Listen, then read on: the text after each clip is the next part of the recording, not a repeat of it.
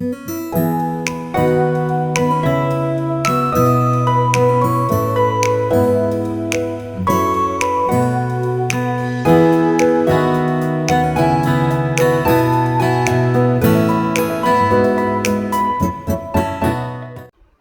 Hello, good morning, नमस्ते सगळ्यांना, जय भीम. मी सीमा. स्वागत आहे आपल्या सगळ्यांचं किचन सवंगडी आणि मी या चॅनलमध्ये. तर या आधीच्या व्लॉगमध्ये मी सांगितलं होतं की माझा लहान मुलगा खेळताना पडला आणि त्याचा हात फ्रॅक्चर झाला. 2 हाडं त्याची फ्रॅक्चर झाली होती आणि म्हणून मग त्याला ना या दवाखान्यामध्ये ॲडमिट केलं होतं. ज्या दिवशी तो पडला त्या दिवशी ना रात्री जवळपास तो 8 वाजता गार्डनमध्ये पडला आणि मित्रासोबत तो स्वतःच्या हाताला त्याने धरलं होतं आणि तसाच तो घाबरून घरी आला होता. त्याचा हात मी जेव्हा बघितला ना तर त्याचा हात पूर्णपणे डावा हात वाकडा दिसत होता. त्याच वेळेस मला वाटलं की ह्याचा हात फ्रॅक्चर झालाय. रात्रीच्या रात्री मी धावपळ केली. ह्याचे पप्पा घरी नव्हते. शिवाय माझी नणंद देखील गावी होती आणि त्या दिवशी ते अर्ध्या रस्त्यामध्ये पोहोचले होते इकडे येण्यासाठी आणि त्या दरम्यान हे सगळं झालं. तर आज सकाळी ना जवळपास 7:30लाच मी हॉस्पिटलमध्ये आले. रात्री माझी नणंद थांबली होती आणि मग सकाळी हॉस्पिटलला आल्यानंतर निलयच्या हाताचं प्लास्टर होणार होतं. म्हणजे आम्ही आलटून-पालटून नणंद भावजई हॉस्पिटलमध्ये थांबत होतो. शिवाय माझा भाचा आणि माझा मुलगा देखील होता. तर इथे आता निलयच्या हाताला ना प्लास्टर करून इथे आणलेलं आहे आणि मग मी थोडा वेळ थांबले आणि नंतर मग माझी नणंद म्हणाली की त्याला आणखीन गुंगी आहे, त्याला झोप लागणार आहे. तर तू थोड्या वेळ घरी जाऊन ये म्हणून. मग मी ना पुन्हा घरी आले आणि घरी येत असताना ही वाटेमध्ये नर्सरी दिसली. तर मोठा मुलगा माझ्यासोबत होता आणि त्याचं म्हणणं होतं की मम्मी घरामध्ये एक माठ घे म्हणून. माठातलं पाणी, एक तर फ्रीजमध्ये देखील तू पाणी ठेवायला देत नाहीस, तर मग निदान माठ तरी घे. माठ माझा होता गेल्या वर्षीचा, पण तो ना लीक होत होता, गळत होता नळाच्या इकडनं. म्हणून मग मी म्हटलं की ठीक आहे, चला आपण घेऊया. आम्ही दोघंजण या नर्सरीमध्ये आलो. एक छानसा माठ यांच्याकडनं खरेदी केला. साधारणपणे ₹200 माठ होता. खूप सुंदर सुंदर फुलझाडं होती, माठ होते आणि शोभेच्या वस्तू होत्या. तर आता एक माठ मी घेतला, पण त्याला काही नळ वगैरे नव्हता. तर त्यांना मी म्हटलं की नळ वगैरे नाहीये. तर तो बोलला की "बिठा के मिलेगा, 2 मिनिट में आप रुक जाओ." तर मग आता तो कसा बसवतोय ते बघण्याची मला उत्सुकता होती आणि हातामध्ये माझ्या दोन्ही पिशव्या होत्या. हॉस्पिटलमधनं जे बरचसं सामान जे होतं, फाईल, त्याच्यानंतर जे काही निलयसाठी आणलेल्या वस्तू, तर त्या सगळ्या माझ्या हातामध्ये होत्या. तर इथे एका साईडला उभे असताना थोडंसं म्हटलं की चला हे नळ कसे बसवतायत ते बघूया. तर त्यांच्या हातामध्ये ना हे असं काहीतरी एक असं लोखंडी टूल होतं आणि त्याने ना त्यांनी असं मस्तपैकी गोलाकार असं होल पाडलं आणि प्लास्टिकचा नळ आता याला फिट करतायत. मला वाटलं माठ वगैरे असं चिरेल काय, तडकेल काय, पण त्यांनी खूप व्यवस्थित असं होल केलं आणि त्याला आता हा प्लास्टिकचा नळ बसवतायत. अगदी 2च मिनिटामध्ये त्यांनी नळ बसवला आणि आता मला यामध्ये ना पाणी वगैरे ओतून हे लीक आहे का ते देखील दाखवतील. तर त्यांनी ना पाणी वगैरे ओतलं यामध्ये आणि म्हणाले, की "तुम्ही 5-10 मिनिटं थांबा आणि माठातून किंवा नळातून पाणी गळतंय का ते बघा आणि मग तुम्ही ते माठ घरी घेऊन जाऊ शकता." तर हे बघा, हे एवढं मातकट पाणी होतं, तर मला असं वाटतं प्रत्येक माठामध्ये पाणी ओतून ते पुन्हा या बकेटमध्ये साठवलेलं आहे. तर अशा प्रकारे मी पहिल्यांदा बघितलं माठाला नळ कसा बसवतात ते. तर खूप छान वाटलं. इथे 2 प्रकारचे माठ होते. एक काळ्या रंगाचा आणि एक लाल रंगाचा. तर मी लाल रंगाचा घेतला आणि त्यांना मी एक विचारलं, की "काळ्या रंगाचा माठ इतका महाग का?"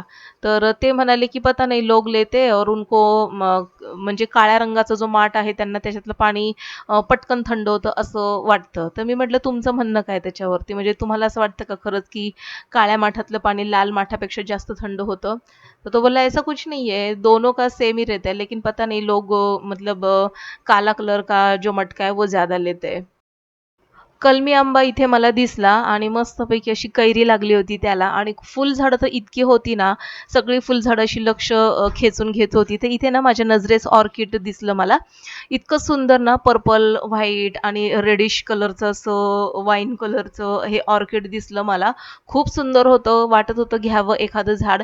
पण ना आमच्या खिडकीमध्ये ऊन येत नसल्यामुळे झाडांना फुलंच लागत नाहीयेत आणि झाडं जरी आणली ना हौशेने, तरी ते म्हणजे सुकून जातात. तर आता हा दुसरा दिवस आहे आणि दुसऱ्या दिवशीचं मी इथे शूट करते आणि ते तुम्हाला दाखवते. कारण की रात्री आम्हाला घरी यायला निलयला जवळपास 5 वाजताच डिस्चार्ज मिळणार होता. पण थोडं प्रोसेस होत अर्धा पाऊण तास करत 8 वाजले मला घरी यायला आणि मग घरी आल्यानंतर मग हळू कोणी ना कोणी भेटायला येतच होतं. मग आता म्हटलं की आता काही शूट करायला मला मिळणार नाही किंवा निलयला देखील मला दाखवायला जमलं नव्हतं. दुसऱ्या दिवशी उठले, मम्मी आली होती आणि मम्मी म्हणजे जवळपास ना आज म्हणजे कालच मम्मी आली होती आणि म्हटलं की आता मम्मी आहे म्हटल्यानंतर थोडंसं टेन्शन फ्री झाले. म्हटलं सगळंच माझी धावपळ भरपूर होत होती. म्हणजे ना एका दिवसाला हॉस्पिटलमध्ये माझ्या 5 ते 6 फेऱ्या होत होत्या.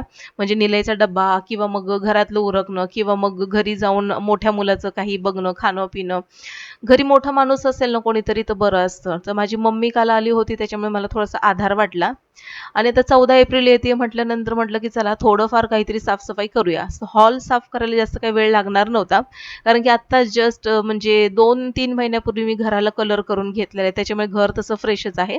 पण थोडीफार जी काही धूळ आणि जाळी मला दिसत होती तर ती पटापट या झाडूने मी झटकून घेतली आणि आता हॉलच आज फक्त साफ करणार आहे.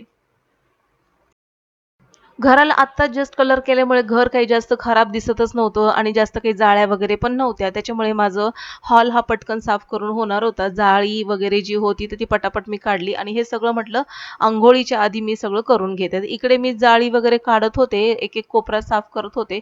तोपर्यंत माझ्या मम्मीला सांगितलं, की "तू तुझं उरकून घे म्हणून अंघोळ वगैरे. मग त्याच्यानंतर मग मी माझं उरकेल आणि मग निलयचं सगळं आवरत बसेल." कारण की निलयचा हात फ्रॅक्चर झालाय आणि निलयला ना आता काहीही त्याला करायला जमणार नव्हतं. म्हणजेच कसं आहे ना 3 पेपर त्याचे झाले होते आणि आणखीन 3 पेपर रायटिंगचे बाकी होते आणि त्याच्यामध्येच तो हाताला फ्रॅक्चर करून आलेला आहे. म्हणजे हात फ्रॅक्चर झाला त्याचा. त्याने ते स्वतः काही केलं नसेल. अचानकपणे पडला आणि त्याच्याच मित्राकडनं झालेलं आहे हे. तर मुलं खेळता असं काहीतरी होतं आणि खूप असं गंभीर झालं ते. तर त्या मित्राचे आई-वडील देखील आले होते भेटायला आणि आम्ही दोघांनी त्याच्याबद्दल भरपूर काही डिस्कस वगैरे केलं आणि त्याचे वडील आणि आई निघून गेले नंतर. बघता ना इथे सगळी धूळ जाळी वगैरे काढून घेतली आणि मग आता म्हटलं की चला बाकीचं जे झाडलोट आहे ते पटकन करून घेते आणि त्याच्यानंतर मग सगळं आरामात उरकत बसते. आता या 2-3 दिवसाच्या घडामोडी ज्या घडल्या होत्या ना, त्या कशा-कशा घडल्या होत्या ते तुम्हाला मी सांगते. कारण की साधारणपणे ना त्या दिवशी म्हणजे पौर्णिमा होती त्या दिवशी बघा आणि त्या 3 तारखेला ना निलय खेळायला गेला होता खाली आणि तो तिथे बॉल घ्यायला खाली वाकला. त्याच्या मित्राला असं वाटलं की हा बॉल घेऊन पळून चाललाय. म्हणून तो पटकन धावत आला आणि त्याने निलयला असा धक्का दिला म्हणजे जेणेकरून तो बॉलला घेऊ नये म्हणून. पण तो हातावरच पडला जोरदार आणि त्याची 2 हाडं फ्रॅक्चर झाली. शिवाय फ्रॅक्चर झाल्यानंतर निलय भरपूर घाबरला होता. त्याचे 2 मित्र त्याला घरी घेऊन आलेत हाताला धरून आणि घरी येत असताना त्या दोन्ही मित्रांनी निलयला सांगितलं, की "तू ज्याने ढकललंय त्याचं नाव सांगू नकोस, नाहीतर त्याचे मम्मी-पप्पा त्याला खूप मारतील आणि तुझे मम्मी-पप्पा देखील तुला ओरडतील." आमच्या निलयला जसं सांगितलं आमच्या निलयने तसंच केलं आणि त्याने ना अक्षरशः खरंच सांगते त्या मित्राचं अजिबातच नाव घेतलं नाही. इतकं त्याचे हात वगैरे फ्रॅक्चर झालेले पण त्याने अजिबातच मला नाव सांगितलं नाही किंवा त्याच्या पप्पाला देखील त्याच्या मित्राचं नाव सांगितलं नाही. आणि मग मी निलयला म्हटले, "तू तुझ्या मित्राला इतकं वाचवतोयस, पण तुझा मित्र तुला संकटात टाकून निघून गेलाय," म्हटलं. "त्याने त्याच्या घरी देखील सांगितलं नाही आणि स्वतः देखील इथे तो तुला घेऊन आलेला नव्हता. त्याच्यामुळे विचार कर कसे मित्र आपण केले पाहिजेत ते." एक गोष्ट मी समजू शकते, की मुलं लहान आहेत, खेळकर आहेत, त्यांना आणखीन इतकं काही कळत नाहीये. खेळता अशा बऱ्याचशा गोष्टी होत असतात. पण मुलांना देखील वेळीच आपण काही गोष्टी सांगणं देखील तितकंच गरजेचं आहे. तर आता निलय झोपलाय, तर झोपल्यानंतर मी त्याचं सगळं आवरलं, झाडू वगैरे सगळं मारून घेतला आणि सगळा कचरा वगैरे उचलून त्याच्यानंतर लादी वगैरे पुसून घेतली आणि आता इथे मी नाश्ता आणलेला आहे. तर निलयचा हात फ्रॅक्चर असल्यामुळे त्याला काही खाता वगैरे येत नव्हतं. तरी त्याला म्हटलं, की लेफ्ट हँड फ्रॅक्चर आहे त्याचा डावा. म्हटलं, की "तू उजव्या हाताने खाशील का, की मी तुला चारू?" तर तो म्हणला, की "मला म्हणजे तू चार" म्हणून. तर आज नाश्त्यासाठी शिरा बनवला होता. त्याला शक्यतो शिरा, उपीट असं काही आवडत नाही. पण आता माहिती नाही नाईलाजाने तो स्वतःहूनच म्हटला, की काहीही चालेल मला आणि म्हणून मग मी काय केलं शिरा बनवला आणि त्याला आता इथे खाऊ घालते. तर माझी मम्मी म्हणजे सगळं तिचं आवरलं आणि ती आता इथे येऊन बसलेली आहे. जेव्हा जेव्हा ती इथे माझ्याकडे येते ना, अजिबातच शांत बसत नाही. सतत काही ना काही, काही ना काही ती करत असते. तिला कितीही सांगितलं ना, "राहू दे मम्मी, मी करेल." पण तिचा हात राहू दे असं म्हणत काही ना काही ती करतच असते. आता इकडे देखील चेअरवर तिने काही कपडे आणून ठेवलेत घड्या घालण्यासाठी. तोपर्यंत म्हटलं निलयला इथे पटापट, पटापट नाश्ता देते, शिरा भरवते आणि मग आमच्या दोघींचा नाश्ता इथे मी खालीच आणून ठेवलाय. मग आम्ही दोघी जणी तो नाश्ता करून घेतो.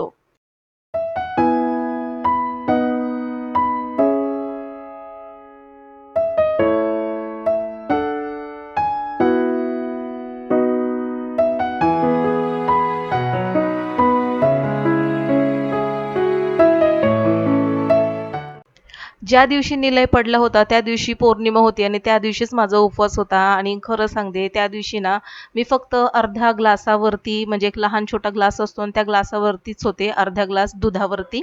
आणि अख्खा दिवस माझा सगळं हॉस्पिटलमध्ये धावपळीमध्ये गेला आणि या ह्याच्यामध्ये मला माझा उपवास आहे किंवा मला भूक लागते हे देखील मला जाणवलं नाही. अक्षरशः म्हणजे आपलं शरीर देखील असं रिॲक्ट करतं ना, तर त्या दिवशी मी प्रत्यक्ष अनुभवलं. अजिबात माझ्या डोक्यामध्ये किंवा पोटाला देखील जाणवलं नाही की मला भूक लागली आहे म्हणून. निलयला घरी आल्यानंतर मी जवळपास ना 11:30 वाजता घरी जेवले होते आणि तोपर्यंत मी फक्त अर्धा ग्लास दुधावरती होते. तर असो यालाच म्हणतात आईची माया किंवा यालाच म्हणतात की मुलांसाठी आपण किती आई म्हणून झटतो, तर हे मला त्या दिवशी प्रत्यक्ष जाणवलं. तर नाश्ता वगैरे झाला आणि मग निलयसाठी मी पाया आणले होते, पाया सूप करण्यासाठी आणि मम्मी इथे आणि चिकन आणलं होतं 1 पाव कारण की भावेश काय पाया सूप वगैरे खाणार नव्हता. म्हणून मग तो म्हणाला, "मम्मी मी चिकन आणतोय, मला बिर्याणी बनवून दे." तर मग म्हटलं की ठीक आहे. तर आजीच्या हातची बिर्याणी खायची होती आणि आजीला देखील मुलांना काहीतरी करून खाऊ घालायचं होतं. तर मग मम्मीला म्हटलं, "तू बिर्याणी बनव इकडे, मी एका साईडला ना पाया सूप बनवते म्हणून." तर आता मम्मीला इथे बऱ्याचशा वस्तू माहिती नाहीत कुठे काय ठेवलं, तर पटापट, पटापट मी तिला काढून देत होते आणि तसं-तसं ती इकडे बिर्याणीची तयारी करत होती. आता तुम्हाला ना थोडासा पसारा दिसत असेल इथे ना मशीनवरती मी म्हणजे फळांची पिशवी ठेवलेली आहे, प्लास्टिकची, त्याच्यानंतर लाल कलरची पिशवी आहे, कपडा वगैरे किचनचा. तर ना मी म्हणजे आदल्या म्हणजे 2 दिवसापासून मी ना काही थोडी-थोडी साफ-सफाई करते आणि ना ज्या दिवशी मी साफ-सफाई किचन साफ करायला काढलेलं ना, तर त्याच दिवशी हे सगळं घडलेलं आहे. पडाझडीचं सगळं झालेलं आहे, फ्रॅक्चर वगैरे आणि म्हणून मग ना त्या दिवशीचं किचन तसंच साफ करायचं राहिलं. राहिलं ते राहूनच गेलं. म्हटलं आता हे सगळं ह्याचं सगळं होऊ दे. त्याच्यानंतर मग निवांत मी हे सगळं साफ-सफाई करणार होते. कारण की 14 एप्रिल आलेली आहे. सगळ्यांची घरातली साफ-सफाई बऱ्यापैकी झाली असेल, पण माझं आता असा गोंधळ चाललेला होता. गोंधळ म्हणजे कसा, की क्लासच्या मुलांचे देखील पेपर होते चालू आणि अचानक पडल्यामुळे मला क्लास देखील कॅन्सल करावा लागला. जवळपास 2 दिवस मी क्लास 2 ते 3 दिवस मी क्लास घेतला नाही आणि नशिबाने त्या मुलांचे रायटिंग पेपर झाले होते आणि फक्त ओरल बाकी होती आणि त्याच वेळेस निलय पडला. त्याच्यामुळे ओरल पेपरच्या वेळेस क्लास इतकं घेणं इतकं काही गरजेचं मुलांना देखील वाटत नव्हतं आणि मला देखील वाटत नव्हतं आणि माझ्या क्लासच्या मुलांच्या पॅरेंट्सनी देखील फार समजून घेतलं मला. तर हा माठ जो मी आणला होता तो रात्रीच मी भरून ठेवला होता व्यवस्थित स्वच्छ. असा जो काथ्या असतो ना खरबडीत अशी जी नारळाची दोरी असते त्याने स्वच्छ करून घेतला. मिठाने देखील त्याला स्वच्छ केलं आणि रात्रभर पाणी भरून ठेवलेलं त्या माठामध्ये. म्हटलं की जेवढा झिरपेल तेवढा झिरपून जाईल पाणी आणि मस्तपैकी मग स्वच्छ पाणी फिल्टरमधलं त्या माठामध्ये भरून ठेवलंय. किचनमध्ये एवढी सगळी लगबग आहे आणि त्याच्यामध्येच सगळ्यांचं येणं-जाणं बाकी आहे. तर आता हे जे तांब्याचं भांडं होतं ना पाण्याचं, तर याला म्हटले की ते वरती ठेवून दे, कारण की त्याचा एक जास्तीचाच पसारा दिसत होता इकडे किचनमध्ये. त्याला म्हटलं ते भांडं वरती ठेवून दे, मग बाकीचं मी आवरते. मम्मीने इकडे बिर्याणीला फोडणी दिली होती. बिर्याणी शिजते, एकीकडे पाया सूप बनतोय आणि थोडीशी जी भांडी होती, तर मम्मी तिकडे भांडी लगेच घासायला गेली.